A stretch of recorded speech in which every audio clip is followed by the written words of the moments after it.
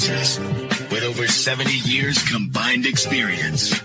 This is the Bob Ryan and Jeff Goodman podcast. Hey, everybody, it's Gary Tanguay, along with Bob Ryan. Jeff Goodman is busy covering the NCAA Tournament, so we're going to do our best to fill in for him. And Bob has a lot of thoughts on the tourney, so don't worry about that, college basketball fans. You'll get your fill. All right, we are brought to you by Prize Picks, the exclusive daily fantasy partner of CLNS Media.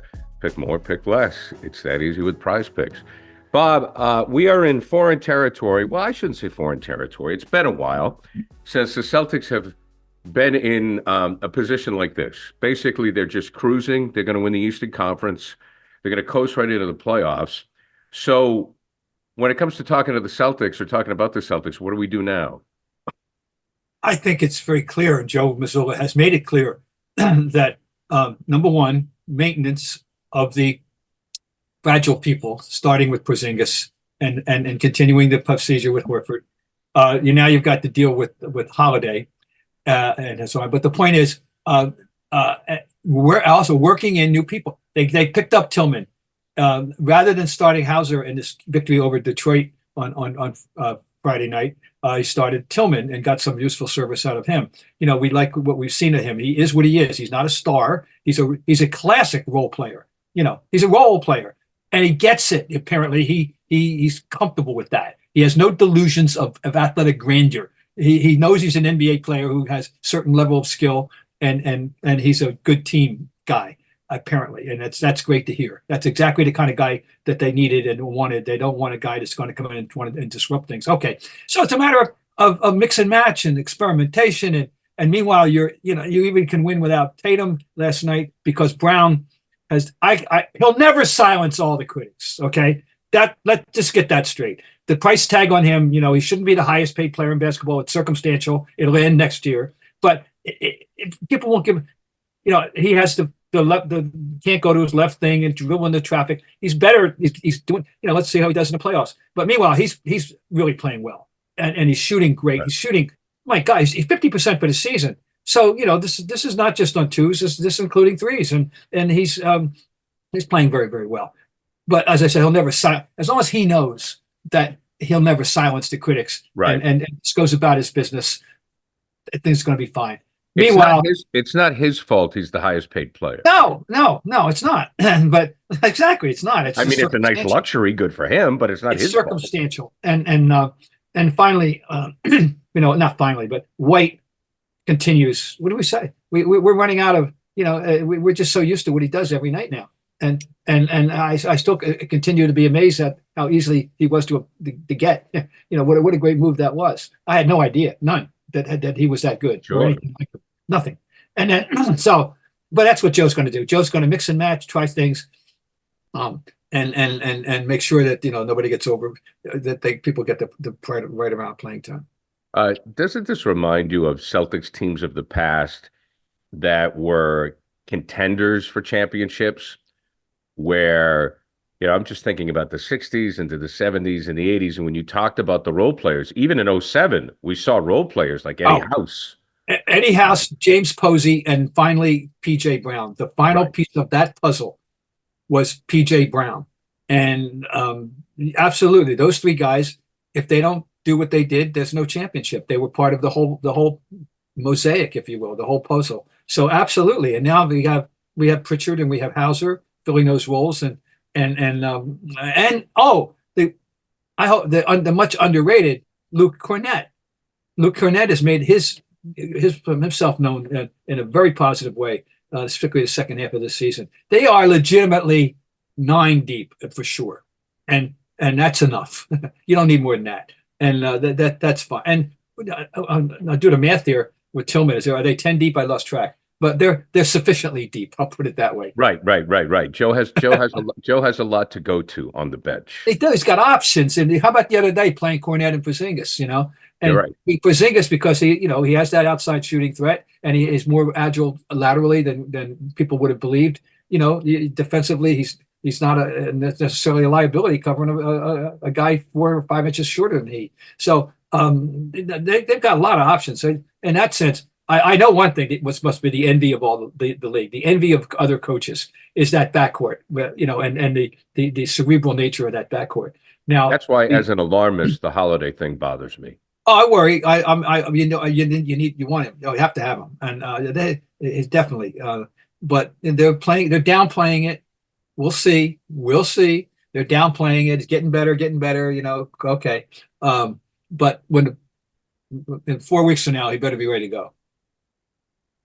They have plenty of time for Holiday to get better. What they have right now, they're very fortunate they can rest people. And they're also in a situation where I read that Porzingis said, I could have come back earlier. Yes, he said, stakes were high, quote unquote. Yeah. I could have come back. So yeah. he's nursing a hamstring. Right. Hamstrings, I don't care what sport you're talking about. You don't want to mess around with that. They're so deep, though. Porzingis is probably thinking, okay, I'm nursing this hamstring. I could take more time, but I still got to get some touches. I can't get too rusty. Yeah. Right. So let's get to my boy, my crusade, Payton Pritchard. Go ahead. Well, he has become absolutely a official pest. He's become Brad Marchand without the of basketball, without the nasty stuff. I mean, without the skates. You're right. Without he and I said this, and he's a cross between Larry Siegfried and Seasting if Seasting had a 3-point shot. So he's the first Payton Pritchard in the Red Sox history. But he does remind me of Larry, of Siggy on defense. He's a dogged defender. And my favorite observation, if you will, about him is, and would you not agree, he seems to be good for at least one great sneaky offensive rebound every single night. Right. You got to box that little guy out. And you got to know where he is, and that wasn't part of the package that because the package that people thought was the shooting. He's a 3-point specialist, and that's what got him into the league as a first-round pick. He was in fact the number 26 pick of the 20 draft in the first round. And now, and speaking of the shooting, he's been in double figures. Now he's getting real steady extra playing time. He's been in double figures 7 of the last 8 games. His last 3 games, Garrett, 23 points, 19 points, 20 points, 23 for 40 from the floor, including 6 in his last 4 games, 16 for 31 from 3. To go with, he's shooting almost 40% for the season, which is what you want. And I mean, what's not to like? You gotta like. He is what he is. He's 6'1", if he is that. But he has become a major asset to this team. And you don't ever mind seeing him on the floor, and that'll help him get over this period with Holiday to a degree. Now they got down the road. They got a super silly road trip. A lengthy road trip coming up, and we'll see how that handles. But right now it's extraordinary. They are 6 games up in the loss over the next team in the league. I know, yeah. To be OKC, and 6 games in the loss on March 23rd over the league, not the conference. Now, one thing you were talking about earlier about comparing the good old days and all that, the big in the Big Three era and the original Big Three era, in the Bird Parrish McHale era, there was always Philly, and Philly would be right with them. 40 years ago today, Philly would be right with them. In fact, 40 years ago was the year. That's 84. So, and from 80 to 85, Philly was right with them. But there's nobody right with him right now in the conference, But Milwaukee has excuses, and I don't reasons, injury reasons, and I still don't be cavalierly dismiss them when the playoffs start. Please don't, anybody. But I never could have foreseen this kind of a spread. No, that they would spread the Eagle league. This no. We knew we were going to have a good season, but whoa, this is now. I got to remind you, the winningest Celtic team in history did not win the championship. The winningest team in NBA history did not win the championship. So this is the NBA's equivalent of the President's Cup, folks. Just get this in your head. If you buy sport, you dual sport people that know the Bruins history. Winning that's all well and good, and they're going to be the number 1 seed. It ain't no guarantee, and so I always say enjoy this ride. And then when the playoffs come, put on your playoff hat and get in your playoff mode, put on your playoff face, fine. But just enjoy what you're seeing, because nobody deserves this. No fan set deserves this. Nobody does, but we were blessed to have it. Football season may be over, but the action on the floor is heating up. Whether it's a tournament season or the fight for a playoff home court, there's no shortage of high-stakes basketball moments this time of year. Get in on the excitement with Prize Picks, America's #1 fantasy sports app, where you can turn your hoops knowledge into serious cash. Testing my skills on Prize Picks this season is the most exciting way to play daily fantasy sports. If you have the skills, you can turn $10 into $1,000 with just a few taps. Prize Picks is really simple to play, and I can make my picks and submit my entry in less than 60 seconds. Download the app today and use code CLNS for a first deposit match up to $100. Use the code CLNS for the first deposit match up to $100. Pick more, pick less. It's that easy. Now, the Celtic team that with the 70 wins, that was 73, correct? That they 72, 73 season, 68. What was which NBA team? The Bulls. I mean, Warriors, 73. The Warriors. Didn't they break the record, or the Bulls still hold the record? Okay. Oh, that's right. Yeah. Right. Okay. 73. So they didn't win. And, you got hurt, and things happen. And the Celtics didn't win for a very simple reason. John Havlicek ran into a pick between Dave DeBusschere and Bill Bradley and messed up his shooting hand shoulder and had to play 1.5 hands the rest of the way, mostly left-handed. And they still went 7, losing a rout at home in the 7th game, by the way. And they're the best team in Celtics. They were the winningest team. Now, the next winningest team did win, 67-15. That team did win. And that, of course, is the 85-86 team. Right. And then I believe the 07-08 team was 66 wins. And, of course, we know that they did win. But the winningest team did not win. Just keep that in mind. What was it like running into a Dave DeBusschere pick? Dave DeBusschere was a tough guy. He was a standard of forward excellence in those days. And until they picked up Paul Silas as the antidote, he tormented them. Paul Silas was the kryptonite for them, for DeBusschere. Interesting, very. And he also, though, he was a combination of finesse and strength. He would have flourished in today's game. He had 3-point range. And Wow. he could have been a very good floor spreader here. Believe me. In addition to his his duties in the trenches. It's a physical game. Well, let's go out west, Bob. And I want you to give me your thoughts on these 4 teams, because it seems right now these 4 are the contenders. Yep. With the Thunder, Nuggets, Minnesota, and Clippers. And that is the order of the Western Conference standings. Yep. Break it down for me. Well, OKC is a team. It's a growth stock that we're seeing having Right. good weeks. Good returns every week. With it's a young, youth-oriented team, with a player who's having a tremendous year in Gilgeous-Alexander as the SGA now. They believe in themselves very much. But they only have a 1-game half. Well, actually, they're tied in the win, or 1 in a loss over Denver. It's Denver to beat, and I mean that with regard to until proven otherwise. They're the favorites. They're definitely the West favorites to me to come out of the West. Nothing's changed with them at all. Jokic continues to do what he does every single night. Murray, just do what he does. Okay, Minnesota's an intriguing team. They've got Anthony Edwards. I'm telling you, is doing a Michael Jordan imitation this year. I mean, he's. I'm not saying he's Michael Jordan, but I'm telling you, if you want to have a young person say, what was Michael Jordan like? You say, well, look at Anthony Edwards and turn it up a notch or two. He's having a phenomenal year. They got the big guys, Gobert and they don't have Karl Anthony Towns now. Right. And I don't know in the long run. The metrics showed that they were winning as much without him as they were with him, even though we're surprised to hear that. And Gobert is a threat. He's obviously once again making a bid for Defensive Player of the Year. I think they believe in themselves. Now the next team up, of course, we know what they're all about. They've got 3 veteran guys. The LAC, the Clippers. They got Leonard and George and Harden. Zubac is a better big guy than people realize. But he's pretty good. But it's all about those three guys, and the fact that two of them, you don't know if they're going to be able to show up every night when the playoffs come. Right.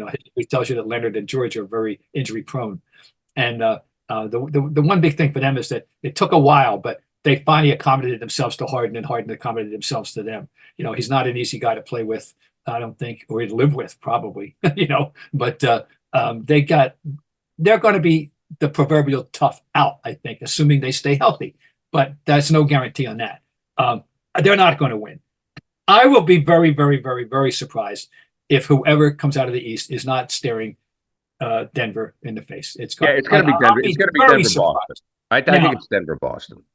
Yeah, and that's it. Now, let me just say this: in terms of winning a series and being annoying, the next four teams, you can make a case for all of them being in that category. Phoenix, we know what the story is with Phoenix in terms of the top heavy with Durant and Booker. I love Booker still, and Beal, but very, very thin in depth. Then we've got Sacramento, last year's darling in the playoffs, that have not rebounded well at all to it. They're 40-29. I'm better off than I thought. I love. I give mouth the soapbox every time the subject of Domantas Sabonis comes up. Oh yeah. And the Lakers, when will Anthony Davis get hurt? We'll be in the first round. Yeah, I mean, it just doesn't seem to be in the cards. No, and I don't think so. They'll have a game every now and then. They're the not. I don't know if they're the micro or the macro. That's the big picture. The big picture, and probably the macro. We have learned with great players as they get older, and they clearly are not what they were. But every once in a while, it's a way back. It's a throwback night. Right. Larry had those. That's the way Larry's last couple of years were. Every couple once in a while, like he had a 46-point game against Portland on Sunday. Where'd that come from? Because he hadn't been doing anything like that. And they've got a team like that. And they could be a team like that. And Golden State, the same thing. Nobody thinks they're going to win, but to borrow one of my own favorite phrases, nobody's going to go into a series with them saying, "Oh, goody, we're playing the Warriors." Right.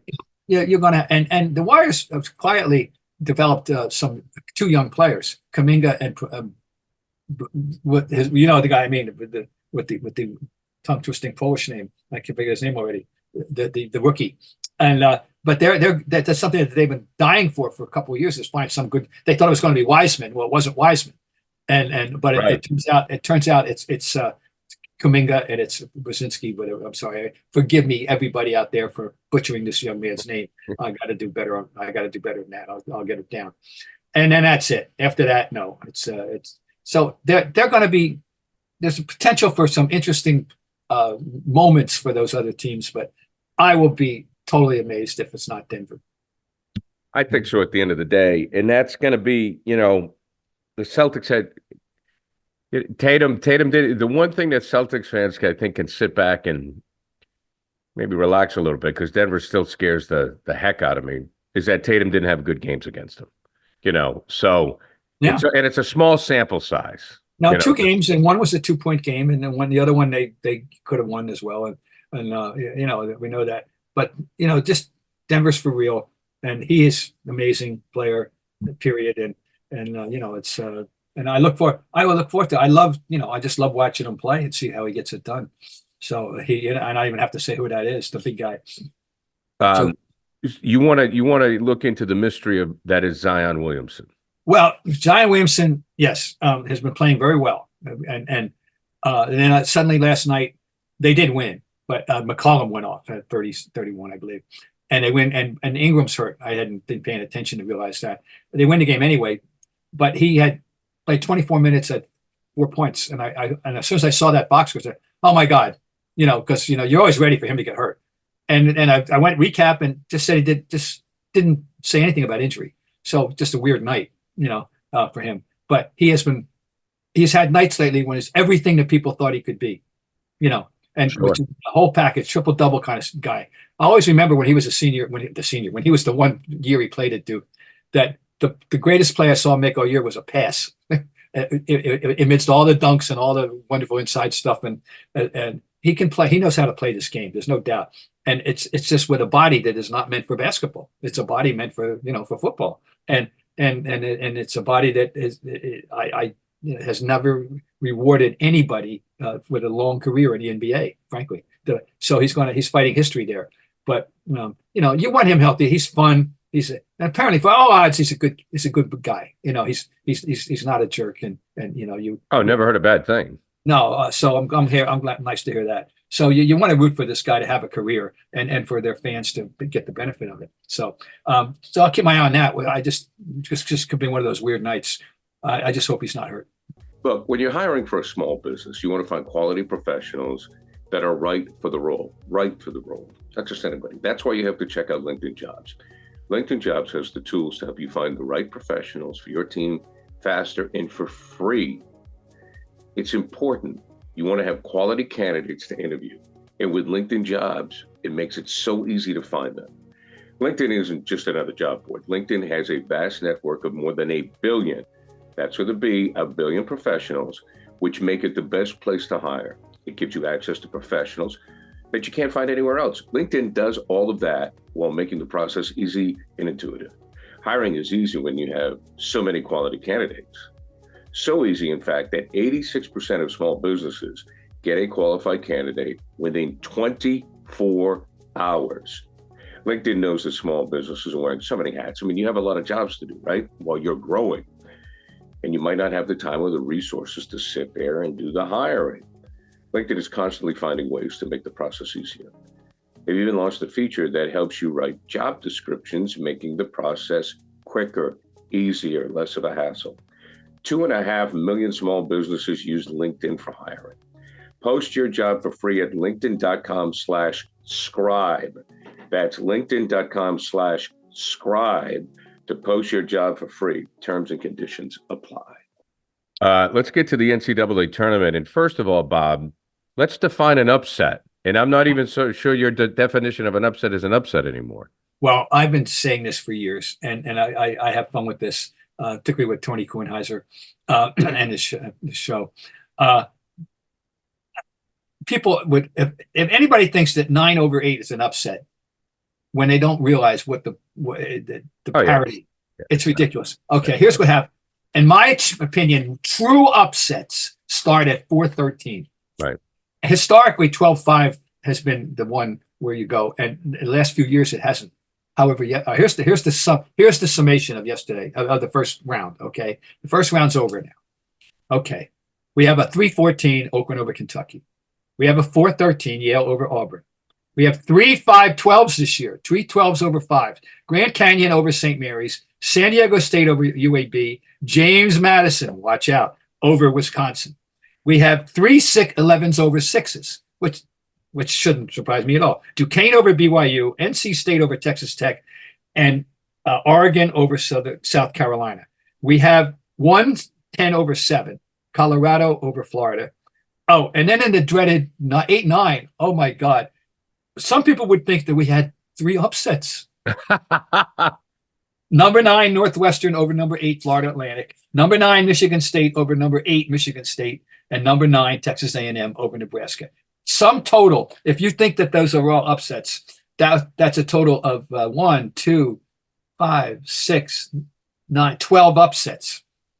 No, we have 2 upsets. 2. Yale over Auburn at 4-13 and Oakland over Kentucky at 3-14. Everything else is not an upset. It's just the NCAA tournament, period. The parity, particularly this year, a year when we had 4 different teams as a number 1 team at some point in the season, when the number 1 team the best team in the country has 3 losses, and that's UConn.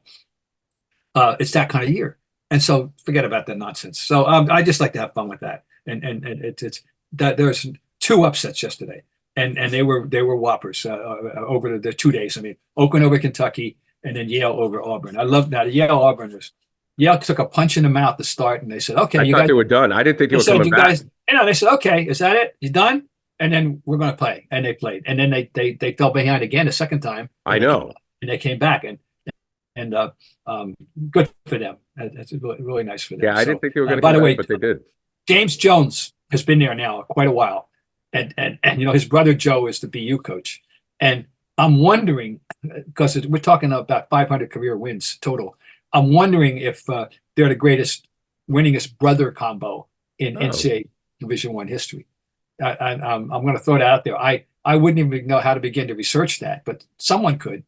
So that's a challenge for our audience. I want somebody to find out for us if they're the winningest brother combo in NCAA Division I history. James Jones at Yale and Joe Jones at Boston University. Hit Bob up on Twitter. Hit us up or X. Next me. And so they're both. I encountered them both in my professional capacity over the years. Great guys and very deserving people. It seems to me that the NCAA tournament is thriving despite the premature prediction of its demise once guys were going to the G League or straight to the pros. A lot of people, and there are people out there say, well, the talent is diluted. That's the game. The teams aren't as good as they once were. And we really haven't had a truly great team since the Florida back-to-backs in 06, 07. That was a juggernaut. 3 guys the front and the forwards. For the front line was Noah, Horford, and Corey Gaines. And the backcourt was solid. And they won back-to-back. And, of course, Noah famously came back for senior year, second year, and rather than turn pro. Anyway, the tournament remains the tournament. It's still, and by the way, the big interesting thing on Saturday at 3:00 were the TV sets be tuned to your pick of NCAA best men's games, or would the TV sets be tuned to Caitlin Clark against the Crusaders of Holy Cross? Yes. And I'll tell you right now, I'm sign me up for. I'm going to start out for sure. I'll flip, but my anchor is going to be until if a game gets out of hand. Okay, fine. But I'm checking in with Caitlin Clark and Holy Cross. If only because. And I'm sure our colleague Dan Shaughnessy will be as well. Oh, absolutely. It was nice to see in the Boston Globe that Mr. Shaughnessy is well on his way back to being 100%. And if anyone doesn't know, we're referring to the column Dan wrote on the Patriots and the series that was on Apple TV. He's still doing his 98 on the black. Don't worry, he's feeling better. He's fine. He's feeling doing better, fine. And he couldn't let it go, and that's great. Good to see. We don't want some watered down version of saying nice things all the time. We want the real Dan Shaughnessy. It's true. Absence makes the heart grow fonder. To me, with all of the and I talked to Dan about it. I said, look, Belichick had his version on NFL Network. It was great. Brady had his thing on ESPN. It was great. The Crafts had their thing. Fun to watch, great. And, with me, it's like, to me now in the media, politics, sports, everybody has their version. And it's kind of up to you to pick which one you want to go with, right? I mean, it's true. Be careful now. You don't want to get involved in alternate facts, though. No, that's right. You don't want to get involved. You got to draw the line somewhere. You don't want alternate facts, quote unquote. Okay. You don't want alternate facts. But I said to Dan, where would we be without Shaughnessy? I mean, I'm serious right now.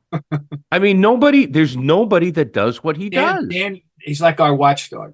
He is. And I don't have that in me to do that. But I've taken people to task, of course. But there are people that think I got Al Skinner fired. That's such a joke. They didn't need me. And that's fine. But no, Dan, he has a vision of what a columnist should and ought to be, and he's a wonderful writer. And he's a treasure. Whether you agree with him or not, he's a must read, and I'm glad he's back. All right, well, on his way back. All right, Bob, always a pleasure, my friend. I don't know when we're going to see Mr. Goodman again. No, well, he's but now I'll just say I'm looking forward to. By the way, next weekend we have a Boston regional, so I will be in attendance. All right. Next Thursday and Saturday at the Garden, we have a regional, and so the tournament. Well, I'll just leave you with this. The team to beat is still the team to beat. It's UConn's to win or lose, ultimately, I believe. There you go. Bob Ryan, thank you, my friend. Ryan Tanguay, Goodman, who is on assignment big time at the NCAA. Brought to you by Prize Picks, the exclusive daily fantasy partner of the CLNS Media Networks. Pick more, pick less. It's that easy with Prize Picks. Bob, until next week. All right, good, Gary. We'll talk.